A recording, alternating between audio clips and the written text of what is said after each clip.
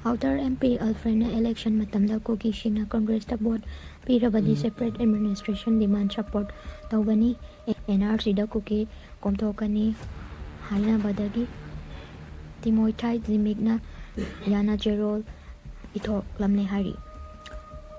Alfred Kangam Arthur-na Election campaign-matamda Kuki-community-da separate administration gi demand support tougani aduga NRC-dagi Kuki-singbu exclusive tougani haina promise toukhibagi maramda Timothy Zimik-na yana-cherol leiye hairiba wafam-asi Manipur-gi political da yamna sensitive oiba issue-amani wafam-asigi maramda point khara khangnasi political allegation that Timothy Zimik NPF candidate asina Alfred Arthur Congress Kuki militant group singna secret understanding lay haina claim tauribani Timothy gi matung ina Congress na Kuki vote phangnanabagidamak Manipur-gi territorial integrity da impact piba yaba promising tauki hari Congress ki response na hari Alfred Arthur aduga Congress na allegation sing asi reject tauri Makoina Manipur-gi unity aduga territorial integrity bu support tawi haina hairagli election matamda border political gidamak asigumba propaganda sing asi spirit tauba ni haina Congress na marasya kre Manipur-gi current situation separate administration aduga NRC gi issue asi yamna volatile oibani asigumba agreement lay hairiba wafam-asi hill amasung Delhi gi marakta tension hena wahan nabani haiki Timothy Zimik-na hairiba yana-cherol adu political da proof oi na puto laklabadi masina Manipur-gi political landscape ta amadi Congress ki image ta yamna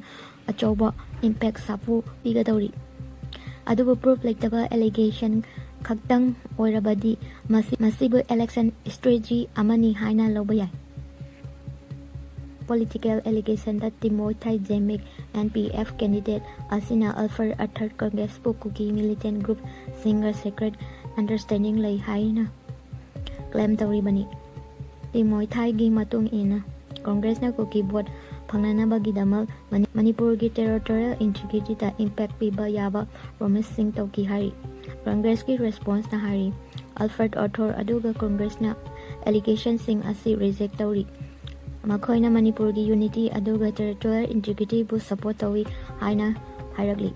election matamda border political gidamak asigumba propaganda sing asi spirit tauba ni haina Congress na marasya kre Manipur-gi current situation separate administration aduga NRC gi issue asi yamna volatile oibani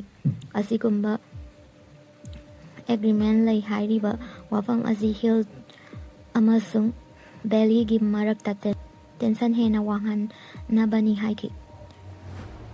Timothy Zimik-na hairiba yana-cherol adu political da proof oi na puto laklabadi masina Manipur-gi political landscape ta amadi Congress ki image ta yamna achoba impact sapu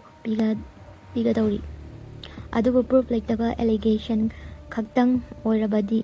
masibu election strategy amani haina lobayai